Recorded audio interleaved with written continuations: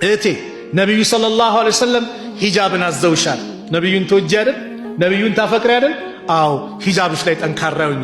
ነብዩ የሚደሰቱብሽ ሂጃብሽን ስትለብሺ ነው። ነብዩ የሚደሰቱብሽ ከሙዚቃው ከመጥፎ ነገሩ ስትርቂ ነው። ዛሬ ሶሻል ሚዲያው በየጊዜው ነው የምናገረው። ለምን በቃ ዛሬም ነገም አልሰለችም። እህቶቼን እገስጻለሁ፣ እመክራለሁ። ስም አላነሳም። አንስቼም አላቅም አላነሳም። ይሄን ወቁ። አንስቼም አላቅም አላነሳም ስም። በአጠቃላይ ግን ብዙ እህቶቻችን ተሸንግለው ሶሻል ሚዲያ ላይ ገብተዋል።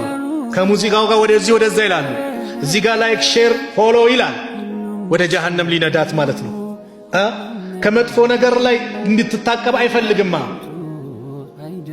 ስትታቀብ ምን ነው ጠፋሽ? ያንቺ እኮ ማንነትሽ ጀግና ነበርሽ እኮ ወደዚህ ነው ይላል።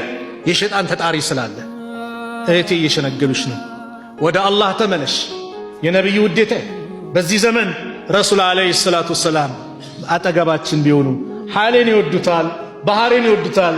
በዚሁ አቋማችን ነብዩ ፊት መቅረብ ይችላል? ከባድ ነው አይደል? ስለዚህ ነብዩ አደራ ብለውናል።